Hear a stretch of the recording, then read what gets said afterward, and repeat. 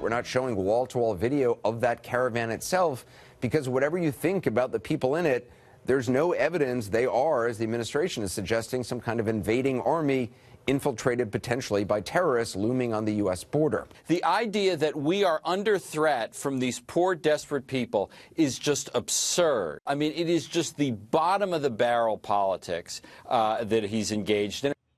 Well, those dismissals come as new reports tonight that yet another caravan is forming, originating in Honduras. As for the government's response, yesterday's Washington Post reporting there is a sinking feeling among the Department of Homeland Security officials that more caravans are yet to come and that they will only get larger. But to the left, this is nothing more than a scare tactic. Maybe Trump is even forming the caravans himself. Well, at least according to Morning Joe. This caravan that Donald Trump keeps talking about, that Fox News keeps talking about, that people on the right keep talking about as some last-ditch, desperate, sad, pathetic effort to, again, use white people, non-white people, to try to scare white people into voting for Republicans. It's over 1,000 miles away. What? Wait, what? They're over 1,000 miles away and they, what? Wait. There's some babies. Wait, they may not be here until December. Wait, hold on. What? Oh, my God, that's so not funny. Joining us with her thoughts is Ann Coulter, author of the new book, Resistance Is Futile, How the Trump-Hating Left Lost Its Collective Mind. And do you think the left here think that we just shouldn't be concerned at all about a massive caravan barreling toward the U.S. border? Do they think it's just a political hype job from the president or a combo? Well, they definitely want these caravans to keep coming. They've been coming a long time. That attack on white people being, and that's what we're afraid of. For one thing, this country is barely majority white anymore. We're still a country, though, and all of the people in this country, again, barely majority white. I don't know how much longer they can keep up this taunting of, ooh, scared white people. We're allowed to decide who comes in and who doesn't come in. Well, and the fact that CNN says, well, we're not covering it.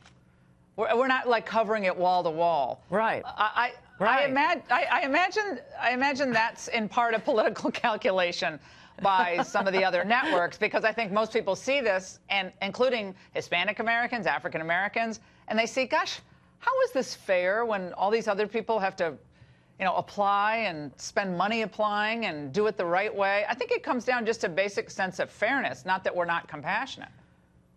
Right, and I mean, also fairness, I hear Trump saying this, you know, fairness to immigrants who do it the legal way, which is very difficult, but how about fairness to Americans?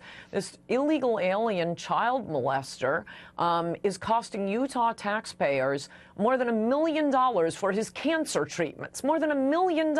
I'm sorry, that's money that should be going to an American cancer patient. He's sitting in jail and getting full, free cancer treatment.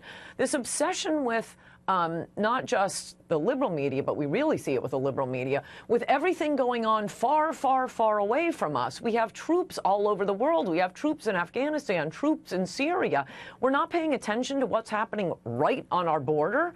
It's as if France in the late 30s became obsessed with a war in Central America, and that's all we talk about. And no, we're not going to report on what's happening right next door in Germany. No one mentioned that. No, this is our problem, what's happening at the border. There's a reason that Americans, maybe Trump and his administration, don't understand why the chant during his spectacular, miraculous campaign was build the wall. But the people making that chant had a reason for it. And that's so we don't have to go through this fighting over a caravan every 2 months. And, you know, they slip through and, oh, well, what can we do? I mean, there's so many things the president can do besides build the wall himself. He is the commander-in-chief. We're building walls all over the world, just not to protect our country. The military can't really do anything standing on our side of the border. What are they going to do? Shoot the invaders? No. Well, but they could invade. They could go in 10 yards into Mexico. We didn't ask for Iraq's approval to go in. We didn't ask for Afghanistan's approval to go in. This is actually, other than sitting on oil. Most of these Middle Eastern countries, they're not going to kill Americans. Lots of Americans are being killed in drunk driving accidents, killed or molested, and not to mention sucking up all these benefits like the child molester in Utah. And none of the media outlets who are bemoaning and emoting over the caravan, embedded reporters, do many stories about those who've been victimized by illegal aliens in the United States who are criminals. And I want to play something for you, and I'm sorry to torch you on a Friday night, but John Kasich was out there this week, and he's just, of course, Mr. Never Trump, but he's outraged that people wouldn't respond in a more compassionate way here. Let's watch. It could easily have been all of us.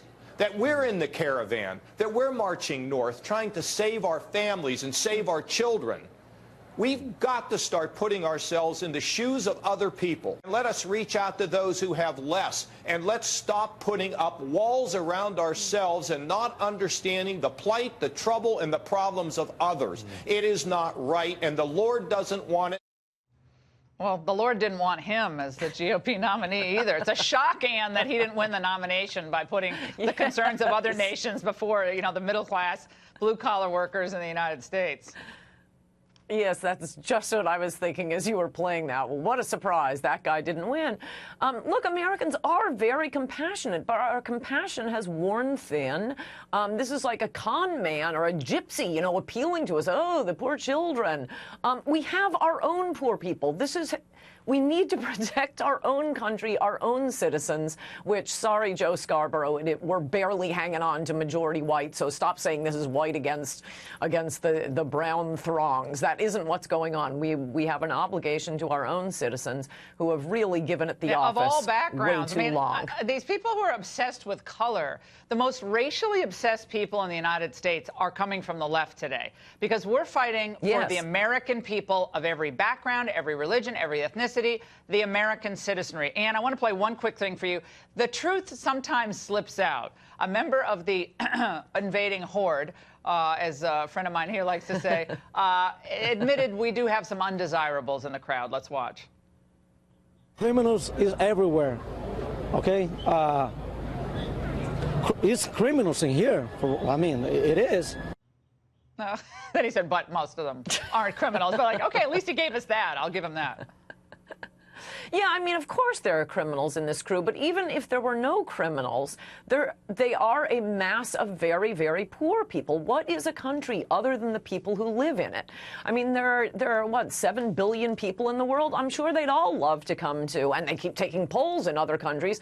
Lots of them would like to move to the greatest superpower in the world, the greatest country in the world, unless we give it away through immigration, with a massive welfare state. We have to draw the line someplace. So most Americans were saying, how about right now, about 20 years ago? We finally had a president who was saying, how about we put an end to it now? But he doesn't seem to be following through on it. I hope he will. He's got to. He said he's going to close the border if necessary to these migrants, and obviously 800 troops. But they're basically in a facilitator helping mode. But Ann, it's always great to have. It's always great to have you on. And thanks so much.